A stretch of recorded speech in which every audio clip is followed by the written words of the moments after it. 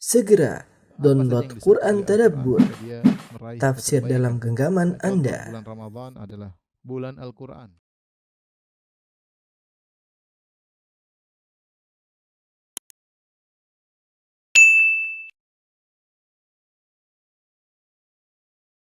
Bismillahirrahmanirrahim. Assalamualaikum warahmatullahi wabarakatuh.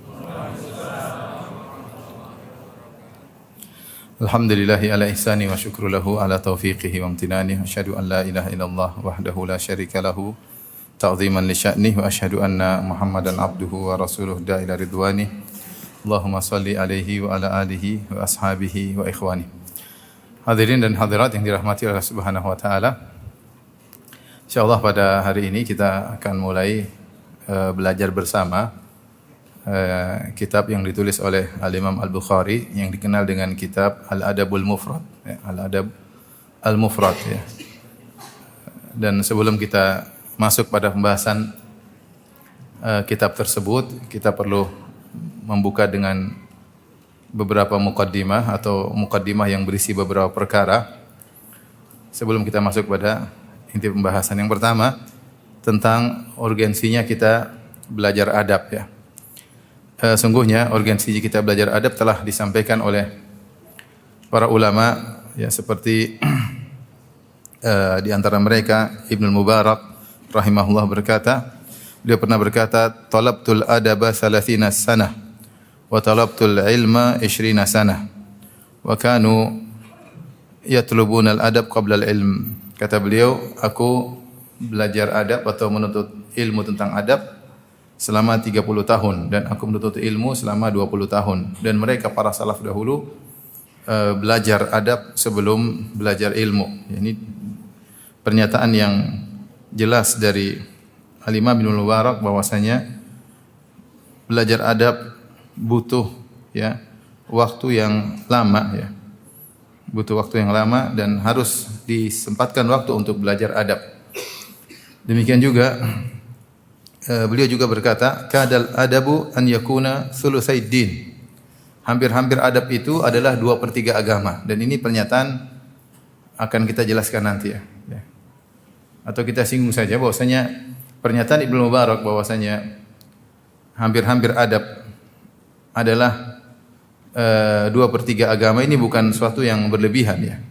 Karena ketika kita belajar adab, banyak akan kita pelajari. Pertama kita akan belajar adab kepada Allah Subhanahu wa taala. Ini butuh pembahasan yang panjang. Kita akan belajar juga adab kepada Rasulullah sallallahu alaihi wasallam. Ini juga butuh pembahasan yang panjang. Kemudian kita belajar adab sesama makhluk, ya, sama makhluk, ya, dan ini juga banyak, ya, seperti adab kepada orang tua, adab kepada tetangga, adab bersahabat, adab ketika ngobrol, ya, banyak sekali, ya. Kemudian adab minta izin, ya, adab ketika mengucapkan salam, ya, adab ketika takziah, adab bersama kawan bagaimana dalam persahabatan, adab terhadap istri, adab terhadap anak, adab terhadap suami, ya. Ini bahasanya banyak, ya. Terkait diri kita sendiri, misalnya adab makan, adab buang hajat, ya, adab ketika bersendirian, ya. Dan itu kalau kita mau bahas, ya, maka akan menjadi sangat panjang lebar. Jadi pernyataan Ibnu Mubarak bahwasanya hampir-hampir adab adalah 2/3 agama bukanlah pernyataan yang berlebihan. Ya, adab banyak sekali, adab ke masjid, adab dalam masjid, adab berdagang, adab banyak sekali, ya. Ini selain kita bicara fikih lain lagi, tentang hukum-hukum lain lagi. Jadi kalau kita bicara ada namanya kita bahas akidah, ada bahas tentang hukum-hukum, ahkam, dan ada mengenai adab. Adab sendiri cakupannya luas. Dan dalam adab tersebut juga ada masalah-masalah hukum, ya. Dalam adab tersebut juga ada masalah-masalah hukum. Kemudian juga Ibnu Mubarak pernah berkata, nahnu ila qalilin minal adab ahwaju minna ila katsirin minal ilmi. Kita ini lebih membutuhkan sedikit adab daripada banyak ilmu. Kita lebih membutuhkan sedikit adab daripada banyak ilmu. Artinya adab ini dia perlu kita pelajari, kita praktekkan, ya, daripada kita banyak ilmu namun kita tidak mempraktekkan adab-adab Islami. Ini diantara pernyataan para ulama tentang urgensinya kita belajar adab. Dan kita tahu bahwasanya dalam Al-Qur'an juga Allah menyebutkan banyak ayat tentang adab ya. Contoh seperti Allah Subhanahu wa taala berfirman ketika ya Nabi Musa alaihissalam ingin bertemu dengan Allah di Bukit Tursina, kata Allah Subhanahu wa taala, "Fakhla'na 'alaika innaka bil wadil muqaddasi tuwa." Wahai Musa, lepaskanlah dua sendalmu. Sungguhnya kau berada di lembah yang suci. Artinya diajarin adab. Kalau mau masuk lembah tersebut, lepas apa? Lepas sendal ya. Seperti adab al-isti'dzan ya, adab masuk rumah. Allah ajarkan terutama dalam surat An-Nisa, dalam surat An-Nur ya. Ya. Seperti firman Allah Subhanahu wa taala, "Ya ayyuhalladzina amanu la tadkhulu buyutan ghayra buyutikum hatta ya tasta'nisu wa tusallimu ala ahliha." Wahai orang yang beriman, janganlah kalian masuk rumah yang bukan rumah kalian ya. Sampai kalian memberi salam kepada penghuninya ya. Allah berfirman, "Fa illam tajidu fiha ahadan fala tadkhuluha hatta yu'dzana lakum." Kalau ternyata tidak ada orang dalam rumah, kamu sudah salam, sudah ketuk pintu, tidak ada orang, maka jangan masuk. Sampai kau diizinkan masuk. Ya. Allah ajarkan nih bagaimana adab ketika masuk, adab menundukkan pandangan juga dalam surat An-Nur, juga adab bagaimana anak kecil harus minta izin. Liyasta'dzinkumul ladzina malakat aymanukum wal ladzina lam yablughul huluma minkum thalatha marrat. Hendaknya para budak dan anak-anak yang masih kecil minta izin kalau dalam rumah 3 kali. Min qabli salatil fajri wa hina tad'una thiyabakum wa min ba'di tad'una thiyabakum min adh-dhahirah wa min ba'di salatil isya. Salah auratin. Intinya Allah sebutkan adab-adab dalam Al-Qur'an juga banyak ayat. Seperti juga dalam surat misalnya Al-Hujurat Allah sebutkan adab-adab ya. Bagaimana adab-adab tidak boleh ghibah, tidak ada persahabatan. Tidak boleh menghina, tidak boleh merendahkan ya. Tidak boleh tajassus ya. Ini semua ayat-ayat terkait dengan adab. Baik, jadi ketika kita belajar adab, kita harus sadar bahwasanya kita sedang belajar agama ya. Dan ini berpahala. Dan kita berusaha untuk menerapkan adab tersebut sedikit demi sedikit.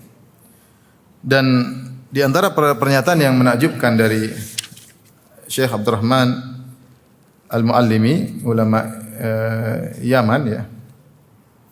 Abdurrahman Al-Yamani Al-Muallimi, ketika beliau berbicara tentang adab ya. Beliau menyebutkan waqad aktsara al-arifuna bil Islam al-mukhlisun lahu min taqriri anna kulla ma waqa'a fihi al-muslimu min ad-dha'fi wal khawar wa at-takhadhul wa ghairi dhalik min wujudil inhitat innama kana li bu'dihim an haqiqatil Islam. Bahwasanya orang-orang yang paham tentang Islam, yaitu orang-orang yang tulus, yang ikhlas, mereka telah menetapkan bahwasanya semua yang menimpa kaum muslimin berupa kelemahan, kemunduran, saling meninggalkan, tidak saling tolong menolong, dan sisi-sisi kemunduran yang lainnya, ini semua akibat dari apa? Akibat dari jauhnya kaum muslimin dari hakikat Islam. Jadi menjelaskan bahwasanya semua kemunduran yang kita alami, ya, kelemahan, saling meninggalkan, tidak saling menolong, ya, kemudian kemunduran, semuanya akibat jauh dari hakikat Islam. Hakikat Islam. Wa ara anna dzalika yarji'u ila umurin. Dan aku memandang, kata beliau, bahwasanya sebab-sebab tersebut kembali kepada perkara-perkara berikut. Al-awwal iltibasu ma laisa minad din bima huwa minhu, yaitu bercampurnya suatu yang merupakan bukan agama dengan agama. Jadi banyak perkara yang rancu dianggap agama padahal bukan apa? Agama. Ini bikin kemunduran. Dha'ful yaqin bima huwa minad din. Yang kedua, lemahnya keyakinan terhadap perkara yang merupakan bagian dari agama. Kurang yakin terhadap ajarannya sendiri. Kurang yakin terhadap ajarannya sendiri. Kemudian ats-tsalits adamul amali bi ahkamid din. Di antara sebab kemunduran adalah tidak mengerjakan hukum-hukum agama. Ini sebab kemunduran kaum muslimin. Kemudian beliau menyebutkan wa ara anna ma'rifatal adab an-nabawiyyati sahihah fil ibadat wal muamalat wal iqamah was safar wal muasyarah wal wahdah wal haraka was sukun wal yaqdha wan naum wal akal wasyurbi wal kalam was samti ghairi dzalik mimma ya'ridu lil insan fi hayatihi ma'a taharril amali biha kama yatayassaru huwa ad-dawa'ul wahid litilkal amrad. Perhatikan, setelah beliau menyebutkan 3 sebab kemunduran, yaitu bercampurnya antara yang bukan agama dengan agama, kurang yakin dengan ajaran sendiri, ajaran Islam, kemudian tidak mengamalkan hukum-hukum Islam. Apa solusinya? Kata dia, solusi satu-satunya adalah menurutku, kata beliau, mengenali adab-adab Nabi SAW dalam ibadat, dalam muamalat, ketika sedang iqamah, ketika sedang bersafar, ketika sedang bergaul, ketika sedang bersendirian, ketika sedang bergerak, ketika sedang tidak bergerak, ketika sedang terjaga, ketika sedang tidur, ketika makan, ketika minum, ketika berbicara, ketika diam. Dan semua yang terkait yang dihadapi oleh seorang dalam kehidupannya disertai dengan berusaha mengamalkan adab-adab tersebut yang mudah baginya, maka dia adalah ad-dawa'ul wahid litilkal amrad. Dia adalah obat satu-satunya terhadap penyakit-penyakit tadi. Jadi kata beliau, yang buat kita mundurnya apa? Tidak menjalankan adab, tidak mengenal adab dan tidak menjalankannya. Fa inna katsiran min tilkal adab sahlun ala nafsi. Banyak dari adab-adab tersebut mudah untuk dikerjakan. Adab makan apa susahnya? Adab minum apa susahnya? Adab tidur apa susahnya?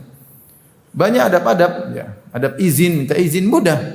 Fa idza amila al-insanu bima yashulu alaihi minha tarikan lima yukhalifuha lam yalbath insyaallah taala an yarghabal izdiyad. Jika seorang mengamalkan sebagian adab, sedikit-sedikit dia amalkan sedikit-sedikit sambil dia menjauhi hal-hal yang bertentangan dengan adab tersebut. Dia berusaha mengamalkan sambil menjauhi hal-hal yang bertentangan adab tersebut, maka insyaallah tidak lama kemudian dia akan termotivasi untuk mengamalkan adab-adab yang lainnya. Dia ingin lagi kenal adab yang lain. Karena dia merasa nyaman dengan adab-adab Islami. Ketika dia mempelajari adab-adab Islam dan dia amalkan, dia ingin cari tambahan, ingin tambah lagi mengamalkan adab-adab tersebut. Fa asa alla tamdi alaihi muddatun ila waqad asbaha qudwatan li ghairi fi dzalik wa bil ihtida' bidzalikal hadi al-qawim. Dan semoga tidak berapa lama lagi, artinya waktu yang cepat, dia akan menjadi qudwah, menjadi teladan bagi yang lainnya. Ini pernyataan yang indah dari beliau, ya. Yang beliau menjelaskan bahwasanya sebab utama kemunduran kaum muslimin, ya, banyak, namun obat satu-satunya adalah menjalankan adab-adab apa? Islami. Jadi kenapa kita kurang beradab, tidak tahu adab sebagai seorang muslim yang benar seperti apa. Ya. Dari situlah kita semakin tertuntut untuk belajar adab. Dengan tidak mengenal adab maka terjadi kemunduran, terjadi pertikaian, terjadi permusuhan. Ya. Kenapa ada ribut suami istri? Karena tidak mengenal adab-adab suami dan adab-adab istri. Kenapa ada ribut antara seorang dengan tetangga? Karena tidak mengenal adab-adab seorang dengan apa? Tetangganya. Kenapa ada cekcok di antara teman? Karena tidak mengenal adab-adab pertemanan. Kalau dia mengenal adab pertemanan, tentu tidak akan terjadi seperti itu. Atau meminimalkan terjadinya percekcokan di antara mereka. Ya. Ya. Karenanya belajar adab adalah perkara yang penting. Taib.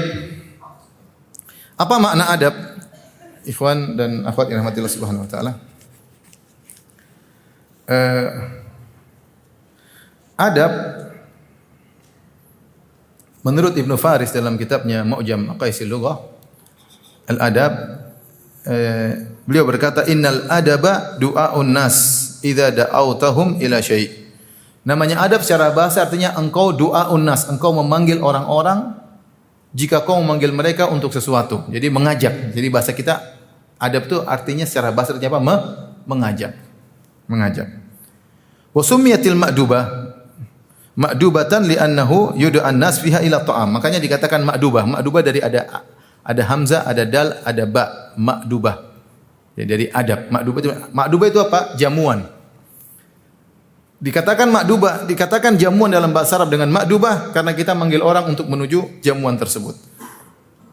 Jadi secara bahasa adab itu artinya adalah ajakan. Ajakan. Ini secara bahasa, secara lughawi.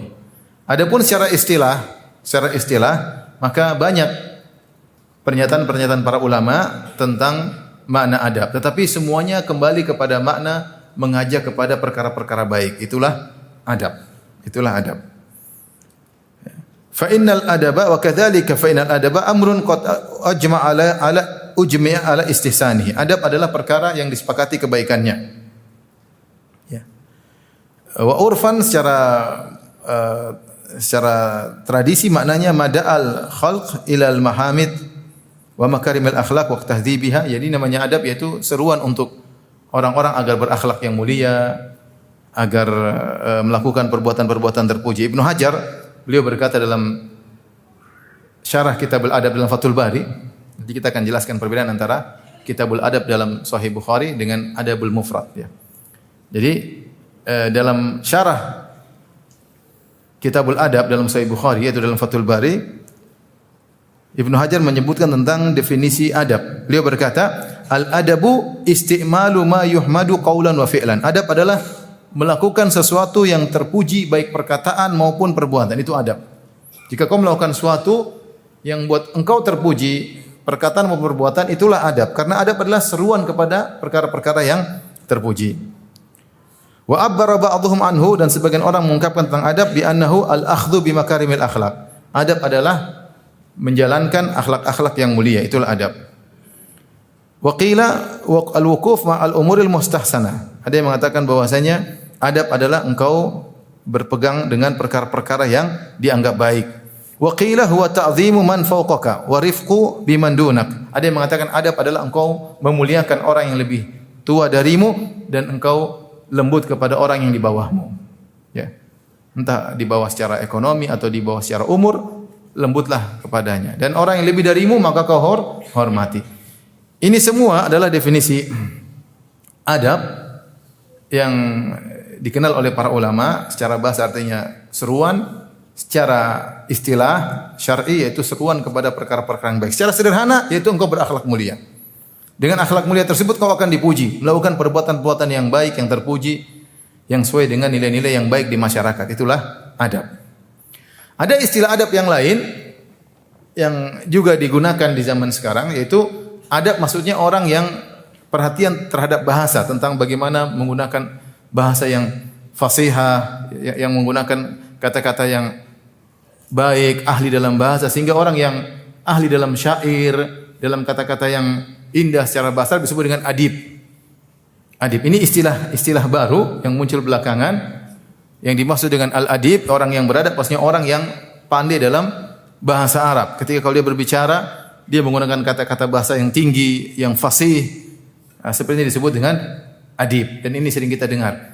Si fulan, syekh fulan, adib. Syekh fulan, adib. Kenapa? Kalau dia udah ngomongnya indah. Pakai saja, pakai syair-syair. Kemudian kata-katanya tersusun rapi. Ya, menggunakan kata-kata yang indah. Dia pilih kata-katanya. Ini orang berarti pakar bahasa. Disebut dengan orang apa? Adib. Ya. Tidak semua orang seperti itu. Tapi itu istilah belakangan. Yang dimaksud yang kita bahas bukan itu. Yang kita bahas adalah istilah syar'i. Adab adalah al-akhdhu bimakarimil akhlaq. Bagaimana seorang berperangai yang baik, melakukan hal-hal yang terpuji dalam kehidupannya, terkait dengan dirinya ketika bersendirian atau tatkala bersama berinteraksi dengan orang lain. Orang lain tersebut apakah orang tuanya, apakah anaknya, apakah istrinya, apakah tetangganya, apakah sahabatnya, ya. Dan semua interaksi bahkan terhadap musuh, ya, bahkan ada adab dalam peperangan, semuanya itu disebut dengan adab, ya. Sikap yang baik dalam berinteraksi. Taib, ini muqaddimah tentang adab. Jadi kita tahu bahwasanya cakupan yang akan kita pelajari sangat luas. Taib, kemudian yang kita akan pelajari adalah buku Al-Adabul Mufrad. Al-Adabul Mufrad. Buku Al-Adabul Mufrad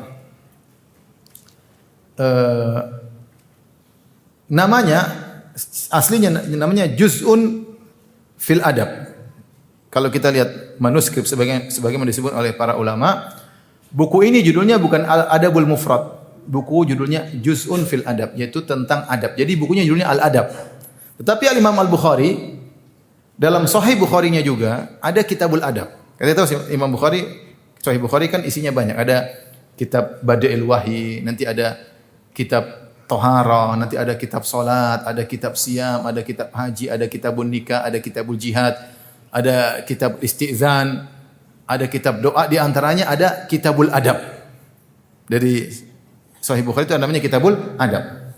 Namun dalam Sahih Bukhari Kitabul Adab, Imam Bukhari hanya mempersyaratkan hadis-hadis yang sahih dengan standar yang tinggi, yang tinggi.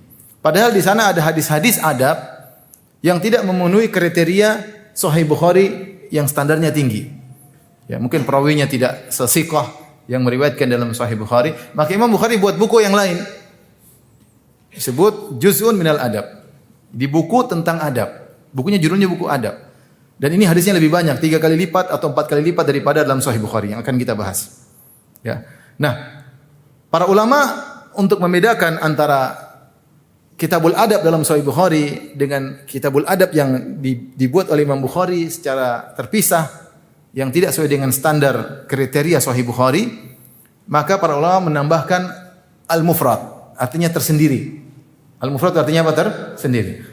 Kitab Al-Adabul Mufrad maksudnya kitab adab yang tersendiri bukan dalam Sahih Bukhari. Ini untuk membedakan. Dan ini disampaikan oleh Abdurrahman bin Yahya Al-Muallimi dalam di akhir dari komentar beliau kitab Tarikhul Kabir ya.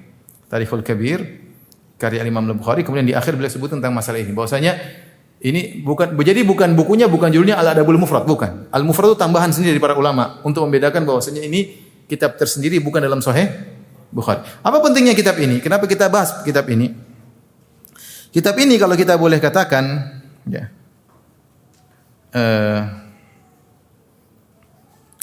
dia adalah termasuk kitab pertama yang ditulis tentang adab. Termasuk kitab yang pertama ditulis tentang adab. Karena kalau kita dapati buku-buku adab yang ditulis tentang akhlak, makarimul akhlak, itu ditulis oleh ulama-ulama setelahnya. Setelah Imam Bukhari. Contoh seperti kitab Makarimul Akhlaq wal Ishraf ala Manazil Ashraf, Kitabus Samt tentang kitab diam, kitab Hifdzul Lisan tentang menjaga lisan, ini semua terkait dengan adab. Kitab Zamud Dunya, kitab Al-Hilm tentang bagaimana bersifat hilm, kitab Tawadhu ya. Ini semua ditulis oleh Abu Bakar Ibnu Abi Dunya dan dia wafatnya 281 ya. Sementara Imam Al-Bukhari wafatnya 256. Imam Bukhari wafatnya 256 Hijriah. Ini wafat 256. Jadi Imam Bukhari nulis buku adab sebelum ini. Kemudian contoh termasuk buku-buku yang tentang adab yang ditulis di zaman ulama-ulama salaf dahulu seperti kitab Mahasinul Akhlaq dan Masawi'ul Akhlaq. Akhlak yang mulia, akhlak yang buruk, karangan Al-Kharaiti. Dan Kharaiti wafat pada tahun 327 Hijriah, abad keempat. Jauh setelah Imam Bukhari. Demikian juga Adabud Dunya wad Din, adab tentang din dan dunia karangan Al-Mawardi. Ini lebih jauh lagi, wafat 450 Hijriah. Kemudian juga contoh kitab Mudawatun Nufus, bagaimana mengobati jiwa, karya Ibnu Hazm, dan Ibnu Hazm wafat 456 Hijriah, yaitu abad kelima. Kitab Al-Adab lil Baihaqi, kitab adab karya Al-Baihaqi, dan Al-Baihaqi wafat 458 Hijriah, abad kelima. Kemudian banyak buku-buku tentang adab, di antaranya yang terkenal adalah Al-Adab Syar'iyyah Ibnu Muflih. Al-Adab Syar'iyyah sekarang dicetak, saya punya di rumah 3 jilid atau 4 jilid. Al-Adab Syar'iyyah Ibnu Muflih Al-Hambali, dan itu wafat pada tahun 763 Hijriah. Jadi kita menelaah kitab-kitab adab tersebut, kita tahu bahwasanya kalau kitab Adabul Mufrad ini termasuk kitab yang pertama ditulis tentang apa? Adab. Termasuk kitab-kitab yang pertama ditulis tentang adab.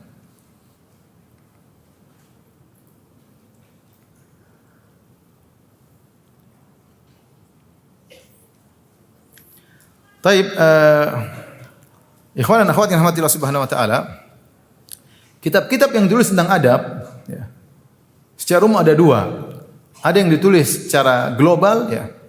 Jadi kitab adab mencakup berbagai macam adab di dalamnya. Seperti contoh Al-Adabul Mufrad. Kitab Al-Adabul Mufrad karya Imam Al-Bukhari isinya adab berbagai macam. Jadi bukan adab yang spesifik tapi adab secara komprehensif. Sebagaimana juga dalam Kitabul Adab dalam Sahih Bukhari. Kitabul Adab dalam Sahih Bukhari juga sama. Isinya berbagai macam adab. Dia tidak spesifik. Seperti Al-Adab Syar'iyyah Ibnu Muflih, itu juga kitab adab tapi secara global. Seperti Kitabul Jami' tentang adab, itu juga berbagai macam adab karya Ibnu Hajar Al-Asqalani ya. Jadi ini model kitab yang pertama yang kaitannya dengan adab secara global. Dan ada kitab-kitab adab ditulis oleh para ulama secara spesifik. Tadi kita sudah sebutkan di antaranya seperti kitab As-Samt, adab diam, karangan Ibnu Abi Dunya. Hifdzul lisan, bagaimana adab menjaga lisan. Ya. Ini contoh seperti misalnya seperti Tadhkiratus Sami' wal Mutakallim fi Adabil Alim wal Muta'allim, tentang adab yang alim dan yang belajar, karya Ibnu Jamaah rahimahullahu taala, ya. Demikian juga kitab Al-Jami' li Akhlaqir Rawi wa Adabis Sami', ya, tentang akhlak perawi, ya, dan adab-adab yang mendengarkan. Contoh lagi karya Al-Khatib Al-Baghdadi, lebih spesifik, adab al-imla wal istimla, bagaimana adab imla, mengimlakan, dan bagaimana istimla. Ya, karya bukan, ini karya apa? As-Sam'ani, karya As-Sam'ani. Bagaimana cara mengimla hadis, bagaimana menulis hadis, ya. Bagaimana para muridnya menulis hadis dari dia. Ini adab khusus tentang bagaimana menyampaikan hadis, menulis hadis, dan bagaimana para muridnya menulis hadis dari dia.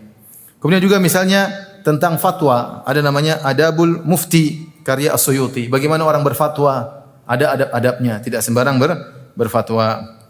Seperti juga adab makan, Adabul Akal lil Aqfasi, ya, karya Al-Aqfasi, adab makan.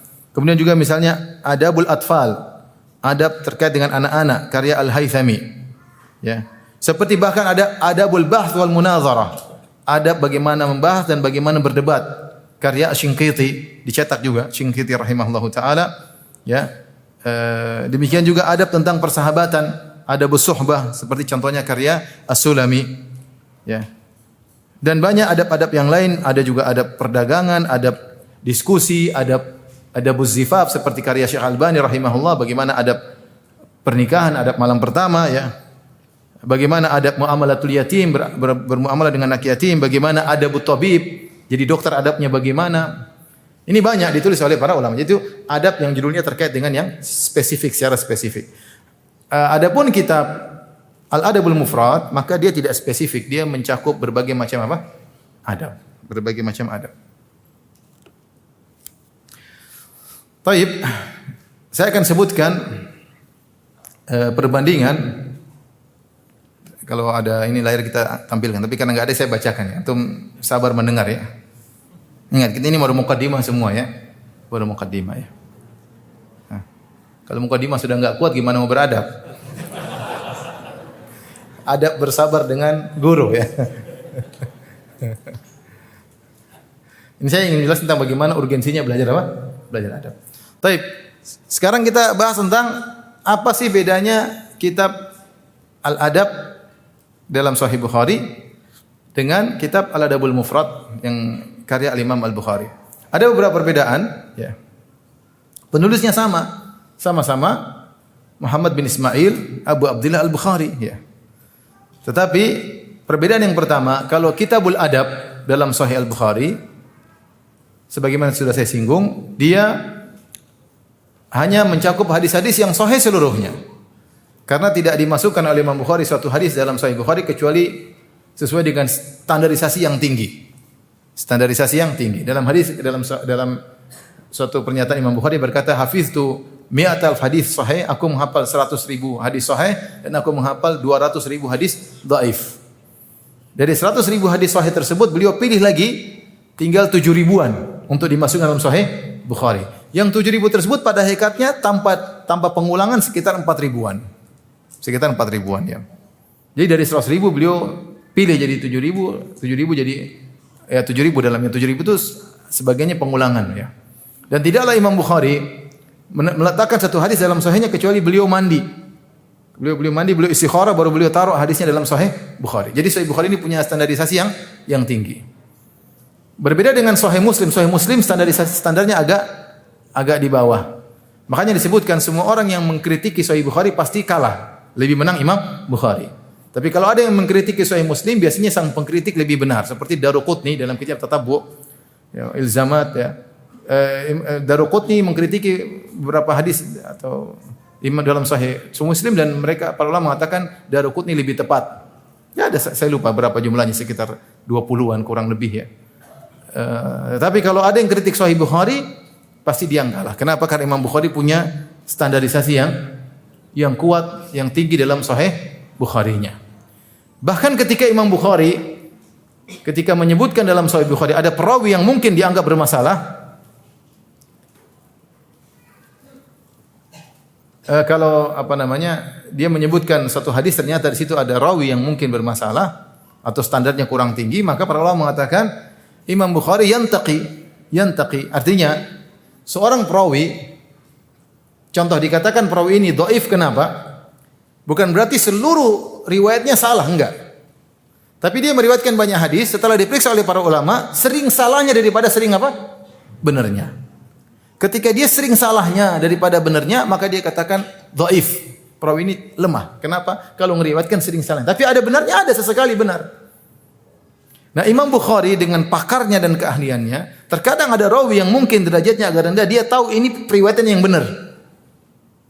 Sehingga sebagian ulama ketika mengkritiki Imam Bukhari, ini hadis ini kok ada perawinya ini tidak sesuai dengan standar Imam Bukhari, maka dibantah oleh para ulama yang lain. Orang ini meskipun secara standar di bawah, tapi Imam Bukhari memilih periwayatannya yang pas. Jadi jangan kau kritiki Bukhari. Bukhari lebih tahu daripada kamu.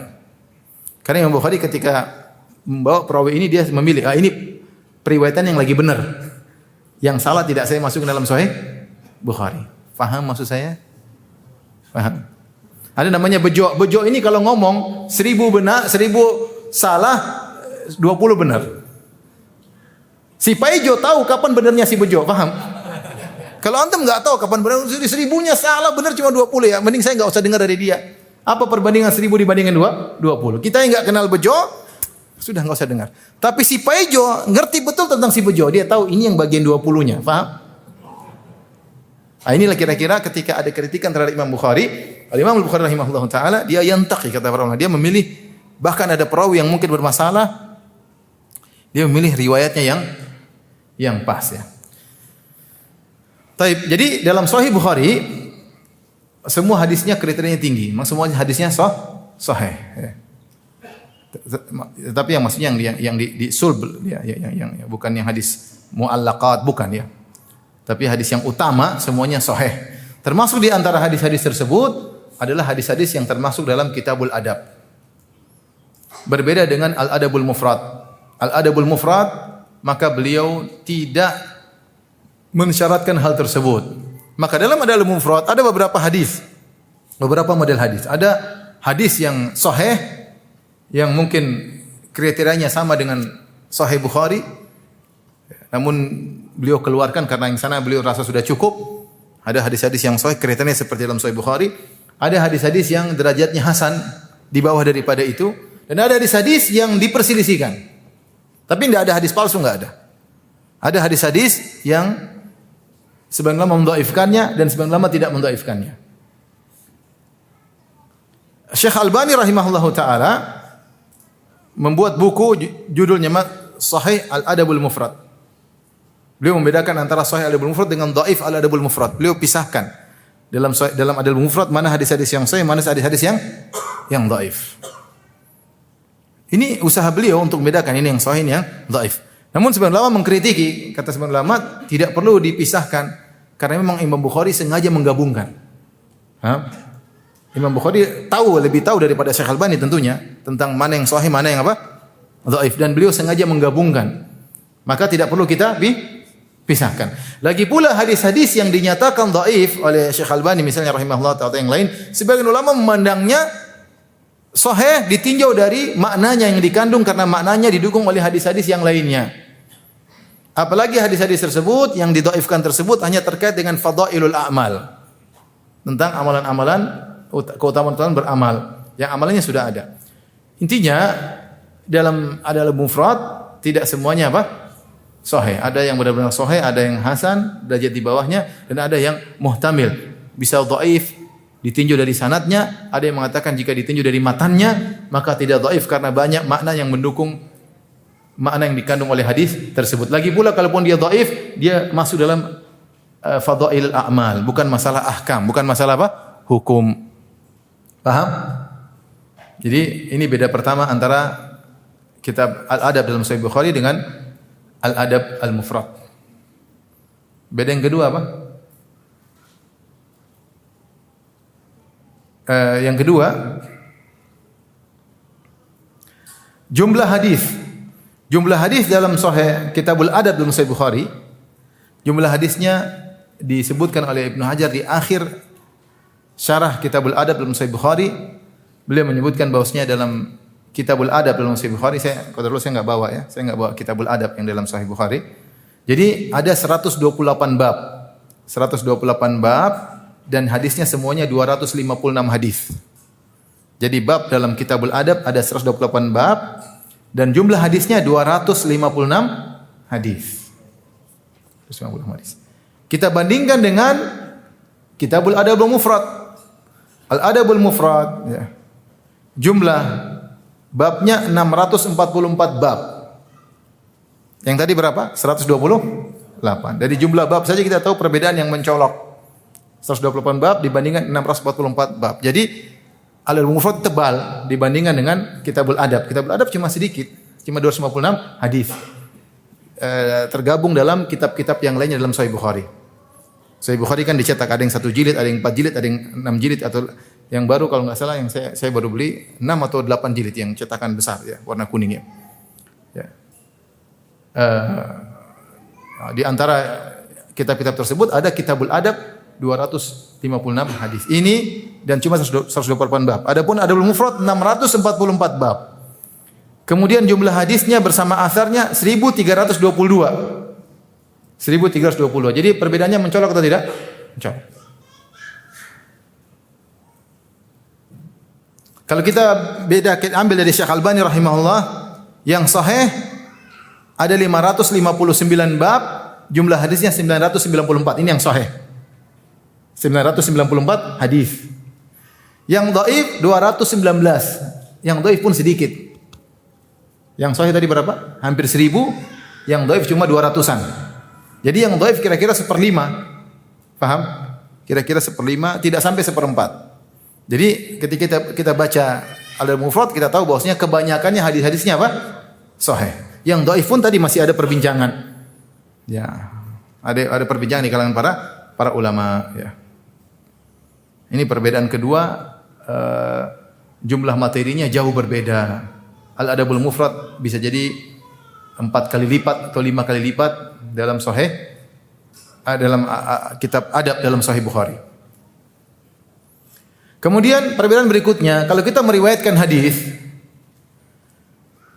kalau dalam Sahih Bukhari kita cukup berkata hadis ini rawahul Bukhari, akhrajahul Bukhari fi sahih. Sudah cukup, akhrajahul Bukhari, selesai. Semua hadis yang diriwayatkan dalam Sahih Bukhari, kita cuma mengatakan diriwayatkan Imam Bukhari, selesai, titik.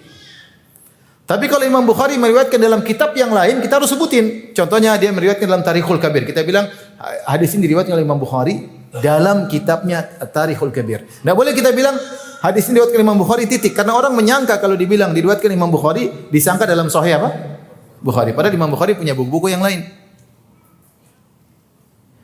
Jadi kalau Imam Bukhari meriwayatkan dalam buku yang lain, kita sebutin. Ini diriwayatkan Imam Bukhari dalam bukunya ini. Di antaranya ini diriwayatkan Imam Bukhari dalam kitabnya Al-Adabul Mufrad. Sehingga ketika didengar Imam Bukhari meriwayatkan dalam Adabul Mufrad, berarti tidak pasti sahih. Mayoritasnya sahih, tapi ada sekitar 1/5-nya yang bermasalah menurut Syekh Albani rahimahullahu taala. Atau ada hadis yang dhaif secara sanad, dhaif ya. Ini bedanya. Jadi kalau riwayat dalam kita menyebutkan hadis riwayat Bukhari dalam Adabul Mufrad, kita harus sebutin hadis riwayat Imam Bukhari dalam kitabnya Al-Adabul Mufrad. Adapun kalau kita sebutkan hadis yang diriwayatkan Imam Bukhari dalam kitab sahihnya, enggak perlu kita sebutin. Contoh misalnya hadis la yakunanna aqwamun min ummati yastahiluna al-hira wal harir wal khamra wal ma'azif. Akan ada dari umatku yang mengharamkan zina, mengharamkan khamar, mengharamkan sutra bagi laki dan mengharamkan alat-alat musik. Kita bilang riwayat Imam Bukhari. Titik atau lanjut? Titik. Karena itu diriwayatkan dalam Sahih Bukhari. Titik. Tidak perlu dilanjutkan. Karena itu dalam Sahih Bukhari. Tapi kalau dalam Adabul Mufrad kita sebutin riwayat Imam Bukhari dalam kitabnya Al-Adabul Mufrad. Kemudian di antara perbedaan antara Kitabul Adab dalam Sahih Bukhari dengan Al-Adabul Mufrad, ya, bahwasanya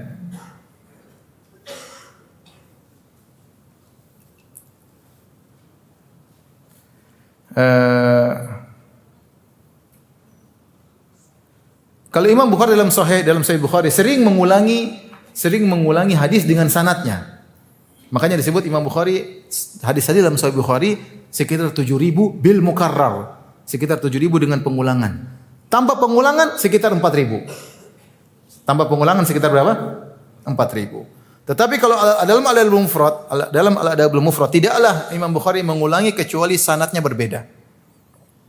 Tidak mengulangi sanad yang sama. Ini di antara perbedaan antara manhajnya Imam Bukhari dalam Kitabul Adab dalam Sahih Bukhari dan manhaj Imam Bukhari dalam Adabul Mufrad. Kalau dalam Sahih Bukhari terkadang diulangi sanadnya hadisnya, paham? Terkadang sanadnya diulangi, hadisnya dipotong-potong karena Imam Bukhari ingin pasang judul, dia potong sebagian isi hadis. Jadi Imam Bukhari terkenal dengan judul yang dia buat. Fikihnya Imam Bukhari pada judul yang dia buat. Cerdasnya Imam Bukhari. Sehingga kadang dia membuat sebuah hadis, sebuah judul, kemudian dia bawa hadis, dia sebutkan sanadnya, tapi dia potong matannya sebagian, tidak seluruhnya yang terkait dengan judul yang dia buat. Adapun dalam Al-Adabul Mufrad, Imam Bukhari tidak mengulangi hadis dengan sanad yang sama. Kalau ada hadis maknanya sama, dia riwayatkan dengan sanad yang berbeda. Antum catat nanti kalau ujian bisa jawab loh ya. Ini semalam saya baca hampir 2 jam terus.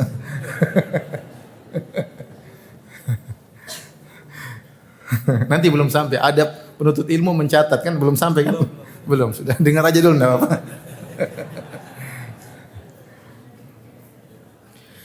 Kemudian perbedaan dalam Kitabul Adab dalam Sahih Bukhari dengan Adabul Mufrad. Dalam Kitabul Adab Imam Bukhari tidak dalam Kitabul Adab dalam Sahih Bukhari, Imam Bukhari tidak berbanyak riwayat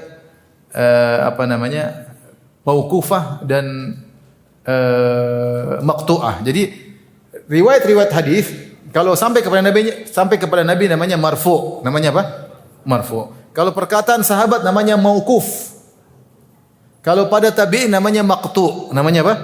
Maqtu'. Nah, dalam Kitabul Adab Sahih Bukhari, Imam Bukhari memfokuskan pada hadis-hadis marfu'. Ada perkataan sedikit, sahabat sedikit atau sedikit. Berbeda dengan Adabul Mufrad. Adabul Mufrad beliau meriwayatkan banyak perkataan para sahabat dan perkataan para tabi'in. Nukilan-nukilan yang indah dari para salaf. Ini keistimewaannya Adabul Mufrad. Adabul Mufrad ternyata banyak nukilan-nukilan dari para salaf, baik dari para sahabat maupun dari para tabi'in. Di antara keistimewaan Al-Adabul Mufrad, ternyata banyak konten yang sangat bermanfaat yang tidak terdapat dalam Sahih Bukhari. Karena lihat Sahih Bukhari hadisnya cuma 256 hadis, adapun dalam Adabul Mufrad 1.300-an.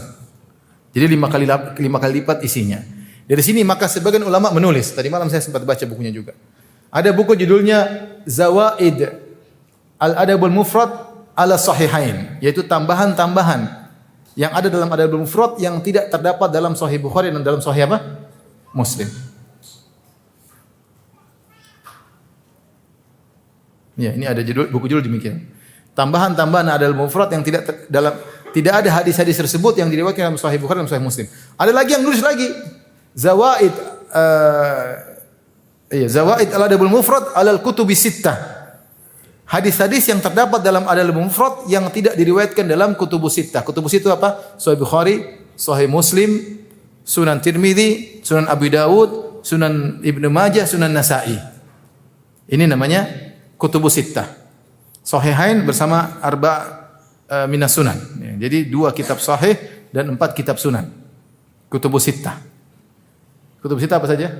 Sahih Bukhari, Sahih Muslim, Sunan Abu Dawud, Sunan Tirmidzi, Sunan Nasa'i, Sunan Ibnu Majah. Yang antum sudah punya yang mana?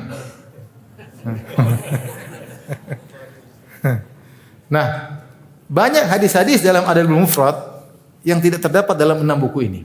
Ketika kita tahu banyak hadis-hadis yang terdapat dalam kitab Adabul Mufrad yang tidak terdapat dalam 6 buku ini menunjukkan tambahannya sangat penting. Paham? Berarti tambahan konten ilmiahnya sangat penting. Karena tidak akan antum dapati konten ilmiah tersebut dalam Sahih Bukhari, dalam Sahih Muslim, dalam Sunan Tirmidzi, dalam Sunan Abu Dawud, dalam Sunan Nasa'i, dalam Sunan Ibnu Majah. Tidak ada Sunan Tirmidzi enggak ada, Sunan Abi Dawud enggak ada, Sunan Nasa'i tidak ada, Sunan Ibnu Majah tidak ada. Dalam Sahih Bukhari tidak, dalam Sahih Muslim juga tidak ada. Berarti konten-konten ini sangat bermanfaat. Makanya disebut dengan zawaid. Ya. Ini menunjukkan membahas tentang kitab Al-Adabul Mufrad sangat penting. Ya. Dia termasuk kitab yang kompleks ya, mencakup ya. Adab-adabnya lengkap, adab-adabnya lengkap. Dan para ulama membahas tentang Al-Adabul Mufrad banyak. Ya, di antaranya adalah Syekh Abdul Razak hafizahullah taala. Beliau membahas Al-Adabul Mufrad ya. Di Masjid Jamiah dulu semasa saya kuliah juga bertahun-tahun, lama sekali baru habis. Karena ternyata 1.300 apa? Hadis. Beliau bahas ya. Setiap pada subuh dulu, kalau nggak salah Kamis subuh, kalau saya nggak salah ingat. Kamis subuh kita hadir ya. Kemudian kalau nggak salah beliau ulangi lagi di Masjid Nabawi ketika beliau ngajar Masjid Nabawi. Alhamdulillah saya tadi malam dikirim oleh sekretaris beliau transkrip semua ceramah beliau tentang syarah Al-Adabul Mufrad. Saya juga akan baca. Kita ambil faedah dari guru kita Syekh Abdul Razak hafizahullah taala, dan juga banyak syarah-syarah yang lain dia. Ada syarah Sahih Al-Adabul Mufrad karya muridnya Syekh Albani. Ada syarah juga ini saya pegang, ada juga syarah yang lainnya ya. Yang insyaallah kita membaca buku tersebut untuk membantu kita bisa menyampaikan maklumat yang baik buat hadirin dan hadirat yang dirahmati oleh Allah Subhanahu wa taala. Baik. Sudah cukup mukadimah atau nambah lagi? Sudah paham tadi yang saya sampaikan? Sudah dihafal? Hah? Untuk awal sudah cukup ya? Saya takut hang ya. Nanti lama-lama ditulis adab ketika hang. Ini belum, nanti insyaallah. Saya ingin bahas tentang pertemuan depan saya akan bahas tentang sirah Imam Bukhari. Bagus, cuma panjang kalau saya bahas sekarang mungkin enggak cukup ya. Jadi mungkin kita tunda. Baru setelah kita bahas sirah Imam Bukhari baru kita masuk dalam inti pembahasan. Itu baru mungkin agak santai ya. Agak santai. Ya. Insyaallah taala. Oleh karenanya sampai sini saja yang bisa saya sampaikan. Tapi demikian saja kajian kita. Insyaallah kita lanjutkan pada pertemuan berikutnya. Kurang lebih saya maaf. Wabillahi taufiq wal hidayah. Assalamualaikum warahmatullahi wabarakatuh.